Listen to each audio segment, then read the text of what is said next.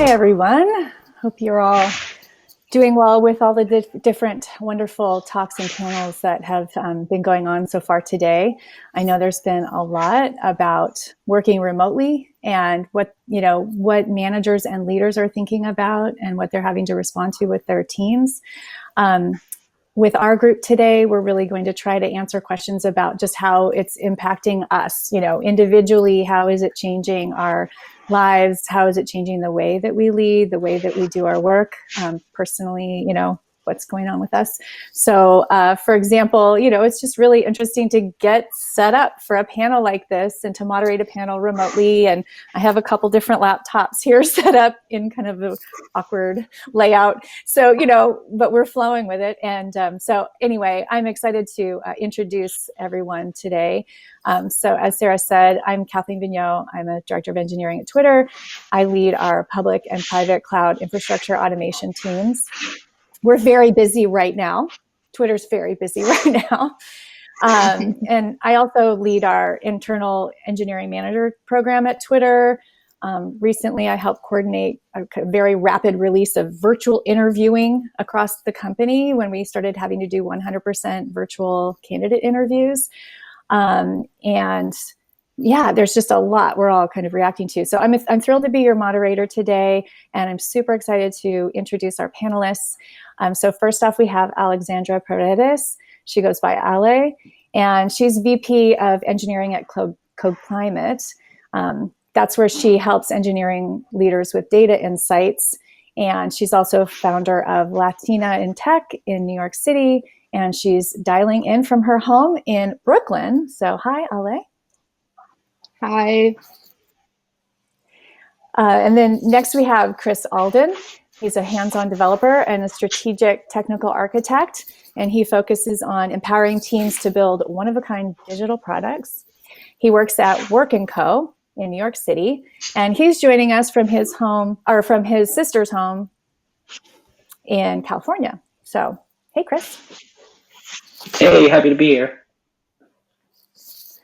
And finally, we have Adrian Cruz. He's a senior software engineer working on back-end systems, a product engineer for e-commerce at Glossier. And Adrian works in New York City, and he's calling from his home in Brooklyn. So welcome, Adrian. Greetings, everyone. Greetings, LeadDev Live. Hey. So I wanted to start out just by kind of drawing a contrast between how we used to work, so that we can then talk about what it's like now. So if, each of us will just spend a minute talking about what normal work environment used to be like, whether we worked on a team which was all physically together in one room, or an open workspace, or offices, or national, global, distributed team, or how big the team was. So for example, I was working at our Twitter offices in downtown San Francisco. I was commuting either by car or by public transportation, about 25 minutes each way, and working in the company headquarters. But I have a team of about 45 people, and they're 50% distributed. So there's certain things that we were already doing, like Hangouts and having remote people participating in lots of different meetings and things like that. So that's kind of the start point for me. Ale, would you tell us a little bit about what life was like before coronavirus? Yeah. So Code Climate's offices are in Manhattan, in Chelsea. So my commute was in the subway, 25 minutes each way. I would try to use that time to listen to a podcast. So that was a little bit of like me time before, getting started with the day. Half of our engineering team is on Brazil. So a lot of our processes are remote friendly, or, well, I thought they were remote friendly. So yeah, that was what life looked like before. Okay, great. How about you, Chris? Yeah, for me, I was based out of Work & Co.'s Brooklyn office, which is in Dumbo. So my commute looked like taking the subway, or on nicer days, walking across the Manhattan Bridge, which is a nice little start to the day. And Brooklyn is our largest office with about 150 people, but we have a globally distributed team with offices in the US, South America, as well as Europe. And also as a digital product company that serves a wide variety of clients globally, we all have always tried to strike the balance between making the most out of in-person face-to-face time, both with our internal teams and with our clients, with being able to work remotely and with distributed teams where appropriate. Okay, all right, sounds good. And then what about you, Adrian? Yeah, for me, I was located in Glossier's headquarters in New York City. So commuting just like everyone else into Manhattan from Brooklyn. It was like a 40-minute commute. I was able to read a lot, listen to some podcasts, and that's not this situation now. And my team right now, we're pretty remote friendly. Most of us are in New York, but the time zones, they span across Europe all the way to the west coast of the United States. So it's a struggle, but we're getting through. So it sounds like most of us kind of had a head start, right? We had some folks that are already remote. We were probably already holding meetings with many people on the line that weren't in the same room. I know one thing that I've definitely noticed is that the balance of having big meetings with 10 people in the room and then 3 people on the call isn't like that anymore. And it's actually, I think, great because those 3 people had a hard time breaking into conversations, had a hard time contributing. And now you can see everyone's face the same size. You can see everyone who's speaking. And so I know for me, that's definitely been much better for our remote employees. So anyway, let's talk a little bit more about, what has changed for each of us personally, with each of us as leading technical teams, leading engineers, people manager, or technical leader. So for me, I would say, working 100% remote at home with my husband and my 2 older teens in the house means, last night we had the conversation, okay, mom needs to moderate a panel at 10 o'clock in the morning. Who's going to be streaming? Like, I need you not, can anybody be like shifting their day to accommodate? So that's really new and interesting. We all have to have our designated workspaces. My husband's on many calls during the day and so am I. So we have to have that audio separation. Everyone's in the kitchen making food, that's so weird and new in the middle of the day. And, I feel lucky because my kids are older. My kids are 16 and 18. They're pretty self-sufficient. But I've seen lots of folks in meetings with toddlers climbing on their necks and, pets and, everyone's sort of having to adjust to how to stay productive with a lot of distraction. And anyway, I think the other thing I would say is just sitting. There's a lot of sitting all day in one place and kind of going from meeting to meeting. And I know I am having to get up, stand up. Sometimes in the middle of a meeting, I'll just take my laptop and go set it on top of some books so that I can stand, next to the bookshelf and just move around.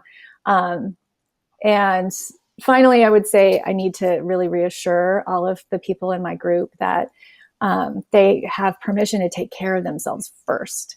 And that we know people are going to find their way back to productivity. They just need time. Like we've got folks who are parents who are saying, okay, I've shifted my schedule. I'm working the morning from 7 to 4. So my spouse can work from 4 to 8 and then we hand off the kids. And so definitely trying to encourage people that, first of all, like tell us how it's hitting you. And then also, how can we support you and give you the time to do that? So, let's go around again. So Ale, what are some things that are new for you? Right now I'm working with my husband, which I have never done before. And he's also in a lot of meetings and oftentimes we have one-on-ones. And my direct reports are very understanding of the situation because Brooklyn apartments are not that big. So they can hear his conversation and they laugh because also my husband can hear our conversation and we're like, well, this is the situation right now. My mom is also staying with me because she came to visit from Venezuela and she cannot fly back yet. So we are all adjusting to, living in a small Brooklyn apartment with 3 humans and a dog. I think that's one of the biggest changes on like my personal life. I will say I feel the same as you, Kathleen. Not being able to move actually impact me more than I thought it was going to, because I like to take a lot of walks during the day. Like sometimes some of my one-on-ones are walking one-on-ones, which are great. And now there is not such a thing as a walking one-on-one anymore. So I'm trying to, like, be able to stand, maybe fit in a workout during lunch or stuff like that. Yeah, that's great. I mean, I think a lot of people can identify with the things you're sharing, and that's what we're hoping to do here too, is for helping people understand like all the stuff that you're dealing with. You're not alone. We're all figuring it out. Chris, how is it for you? Yeah, the transition has felt pretty total from my end, both from not only working from a home. In this case, I'm working from my sister's home. We were living with parents in New York who were actually in a pretty high risk group for this particular virus. So we made the decision in early March to come out and be with some family here in California. So adjusting to the new time zone, the new place, has been a pretty radical shift for me, and has given me a lot of perspective in terms of how we work across time zones. When we are working with a distributed team internally and working across a few of our offices. And also, the human connection that we get out of work is something that I'm learning more and more, is something that really motivates me personally. So trying to find ways to maintain that human connection, even with people who may not be directly on my project teams or my mentees, is really important. So finding ways to reach out to other people at the company who I would have had the opportunity to talk to over coffee in the office, and find ways to still connect with those people has been really, really important for me. That's great to maintain that connection. It's so important. Adrian, how are things for you? Yeah, for me, so I'm here in my tiny Brooklyn apartment. I've got two kids, and my wife. We are part of that group that are juggling the toddlers. So I have a 7-year-old and a 3-year-old, and it's tough. So New York City education started remote learning.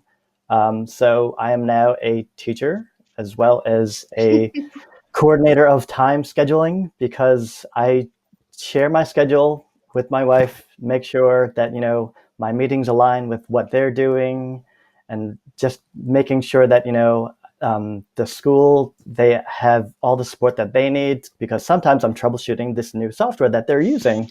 It's extremely tough.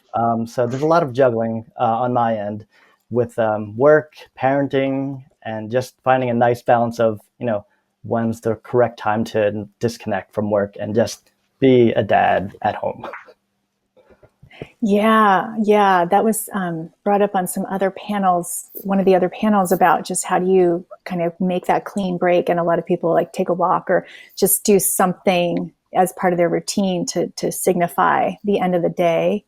And how do you compartmentalize your family time, your work time? That's a lot, Adrian. That's a lot, managing all of the online learning too. I'm, like I said, my kids are older, so my daughter's doing her college. She had to come home early from freshman year of college, and she's doing her online college classes. But she knows how to do those things. And my son is doing high school online. But there's a lot. So I want to make sure we do get into some of the specific questions that folks had asked ahead of time. So the first one, one of the questions was that someone asked, I'm trying to lead my team, but I'm feeling totally lost and a bit fragile, honestly. What should I do? So Chris, do you have some thoughts about what to tell this person? Yeah, I mean, I think personally, this question really resonated with me. I think that idea of fragility is something that I've experienced, sort of, as I mentioned, this worry about my parents and about other people in my life who are sort of at risk at this time, as well as just, being exposed to everything that's in the news and that sense of ongoing anxiety and worry. So for me, it's really been about being really honest and candid with my teams about those moments when I just don't feel equipped to be productive, and saying, hey, I need to take a few hours away from the computer to either deal with this situation or just take some time to breathe. And then also, I think, sometimes leaders and managers find it hard to be mentored and be coached and are a little bit hesitant to reach out for help. So something that I've been mindful about is being really proactive about getting support from other people on the team. The other managers and leaders, and reaching out to them and saying, hey, I'm finding this particularly difficult in this moment. Do you have any thoughts? Do you have any time to talk about it? And really not being afraid to get that support that you would expect to give to your team, to ask that of others. Yeah, modeling that, asking for help. We tell all our people, you should ask for help, but we don't always model it. We want to be self-sufficient, and we want to be leaders, and we want to do it all well. So it's so great that you're mentioning that, we do need to also be modeling that behavior and talk about when it's hard. Obviously we can't, I think Camille earlier in the panel said, you shouldn't fill your people's ideas and thoughts with fear, so you have to kind of manage that. But it is important to just at least touch on the reality of, yeah, I'm human too, and I need help too. So that's great. Thank you, Chris. I'm going to put a question to Adrienne about how have you tried to create an office feel for your newly remote team members, for folks who are not accustomed to being remote, who might default to the ease of talking in the hallway or reaching over to the person sitting next to them. How are you creating a sense of camaraderie during this time? Yeah, that's a wonderful question. When I saw this come in, I love this because as a person like myself, I've always been an introvert. I've loved quiet time. I schedule quiet lunches just so I could just relax. But now this work from home thing is the new normal. I found that I've missed small things like coffee chats with my teammates, or just water cooler bumping into people. What we've done that's been working okay is, setting up this scheduled time for virtual coffee. It's just like a scheduled time. Anyone can join. You pop in, pop out, and then you could be a fly on the wall and just listen. And that's your time to not talk about work. Or if you want to talk about work, that's fine. But, sometimes I'm just sitting, listening to people's stories, and I'm making coffee. Or when I'm having one-on-ones now, you can't do those coffee chats and walk to Starbucks or wherever.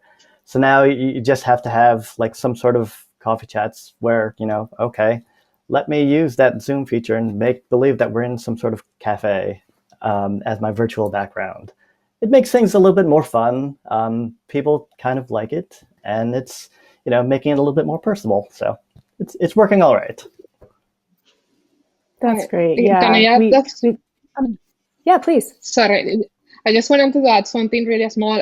Agree with everything that Adrian said. I think something that we have done also in our meetings is maybe the first 5 minutes of every meeting are more informal chat. So stand up instead of getting right into work.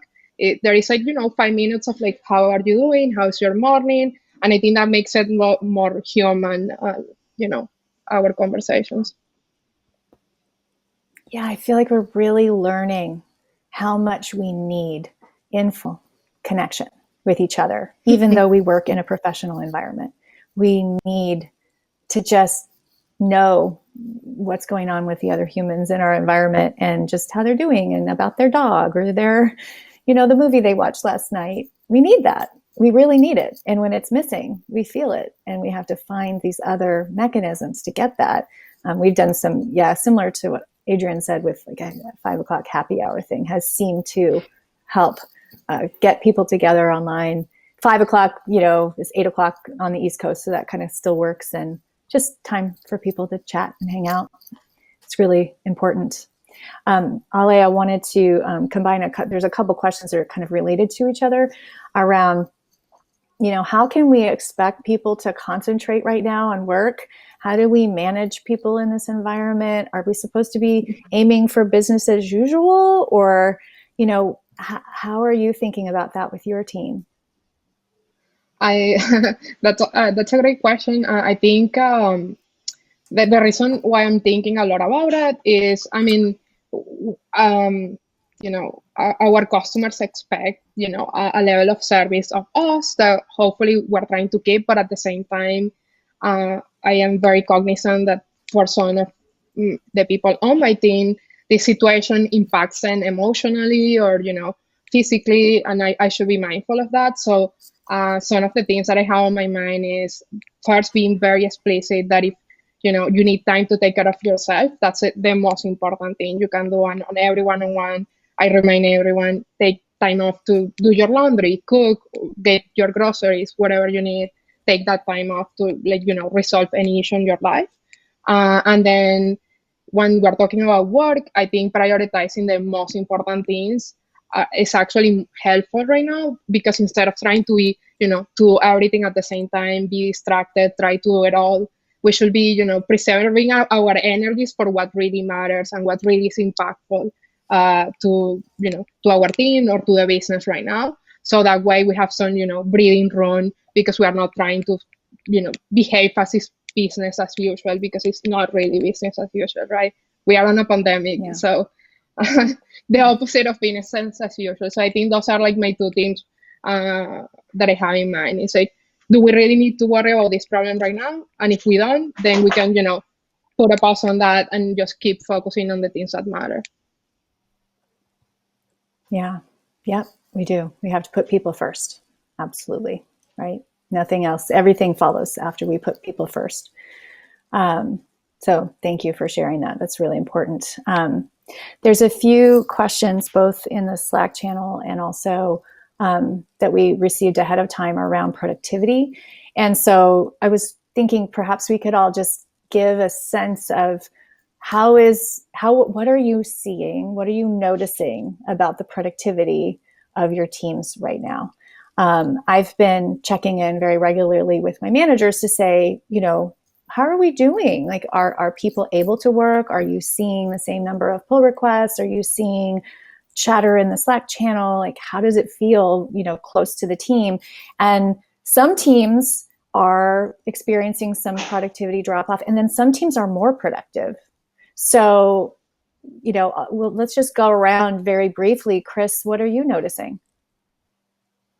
Yeah, I think I've been seeing similar patterns where some teams in these early stages of being remote are finding it fits maybe with their models for collaboration really nicely and are being a little bit more productive, while others are still sort of struggling to find their footing. And I think in addition to thinking about the traditional ways that we measure and talk about productivity, to make sure that we're set up to do this sustainably over a long period of time, it can be useful to measure our productivity a little bit differently and think about, are we also dedicating time to make sure that we're laying the foundations for teams to succeed and feel comfortable long term in this environment?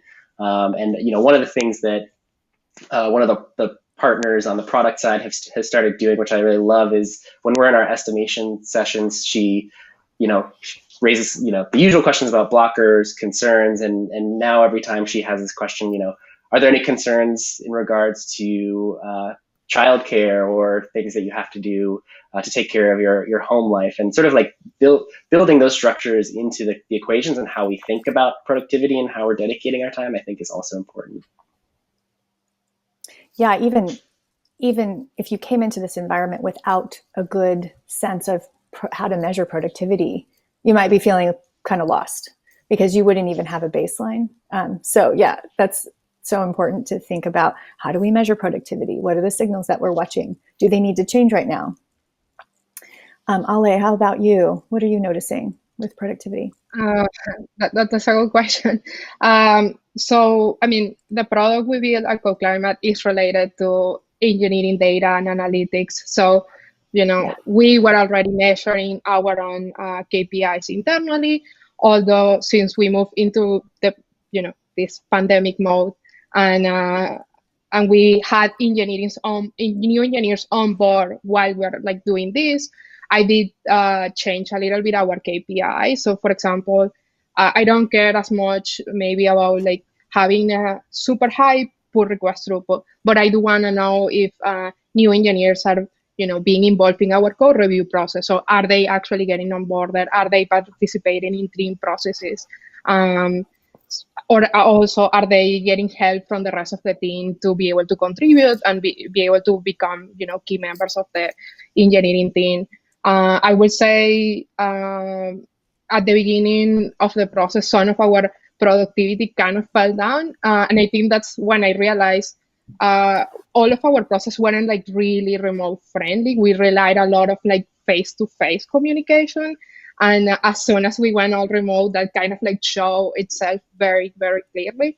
So we had like a couple of weeks where we needed to start changing the way we work to be more grid, asynchronous, being able to, write down your plan and then being able to share it with others and wait for comments.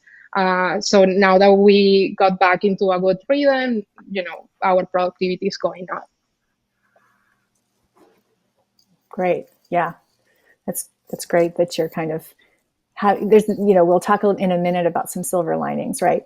But one might be that we're all having to refine our processes, and we're finding the places where we have gaps. We're finding places where, oh, wow, I thought that was remote friendly and it is not. Or, oh, wow, we need to define asynchronous versus synchronous and set expectations. So we'll come back to silver linings to close out the idea around productivity. I'd love to hear, Adrian, how that's been for you. Yeah, there's definitely a big mix of both. For the folks that just really enjoy heads down time and they have less meetings, they're really enjoying this. They're really productive. They're like, I'm getting some coding time. This is my maker time. And, there's nobody that can like tap me on the shoulder and like bug me for things. But, for the other folks that actually they're more collaborative. They want to reach out and say, hey, I'm stuck on something. Can you come help me out? They're a little bit more afraid to like reach out and because they're now online. They have to like schedule a meeting with someone to get some FaceTime with them to do some remote pairing. So that's a bit of a stress anxiety level that people are having right now for more of the quiet folks that actually just wanted to like pair and have someone show them how to get stuff done. So there's some productivity dropped for those folks. But like for the folks that are like just thriving, this is their time to shine. The quieter introverts, they're seeming to enjoy this. They're doing a lot well, and that's great. I think we have like a good mix of both right now. No, that's probably important, right? If you had all one or the other, that might be, a challenge. Yes, I think some of the heads down work has improved for folks, less interruption. But I know for extroverts like me, it can be sometimes hard to like get that motivation, the energy that you might get and feed off of other people isn't there. So you have to figure out, new strategies. Let's wrap up with silver linings. So we'll go in a reverse order. Adrian, any silver linings for you with all of this? Yeah, so as a person that just would work from home just as needed, and now I'm working from home full time, I think that we should be more thoughtful when we're, on calls with remote folks. So for instance, I never realized how much noise gets picked up when people's mics aren't muted until like I heard like somebody typing with like a mechanical keyboard, and it was like really loud, and we had to like pause during a meeting saying, I'm sorry, could you mute for a second while someone was presenting? So being more remote friendly, remote first maybe, would be very helpful going forward. Yeah, we're all gaining so much empathy right now, right? In so many dimensions. Ale, how about you? Any silver linings? I think even if we don't go to like fully remote, our processes are gonna be so much stronger now that we have better communication process, better documented processes that people can read. They don't need to tap someone on the shoulder to like get them. I would say at a like personal leadership level, I didn't realize how much I rely on like physical cues to understand how someone felt until now, and now I don't have that. So now a lot of my time is spending, okay, how can I understand how my team is feeling without me being able to see the physical cues, which I think is going to help my communication skills as well.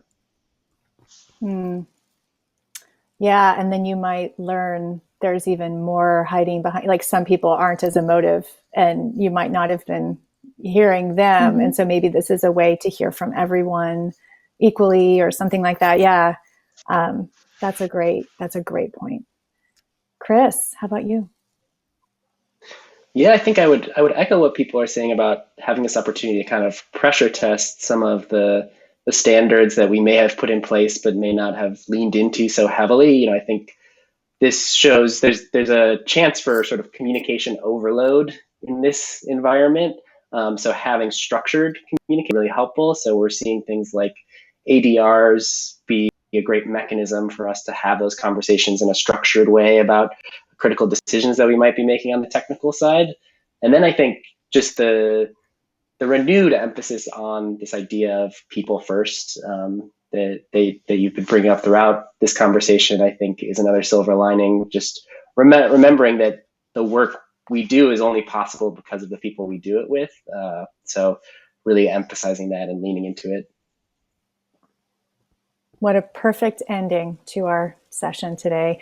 Thank you so much for your time, for participating in the panel, for being honest about how it's going with you. We're going to have some office hours time in the remote working channel. So I know we didn't get to all the questions, so we'll try to circle back on some of those in Slack. So thanks for everyone being here today, and we'll give it back to Sarah at this point. So thanks.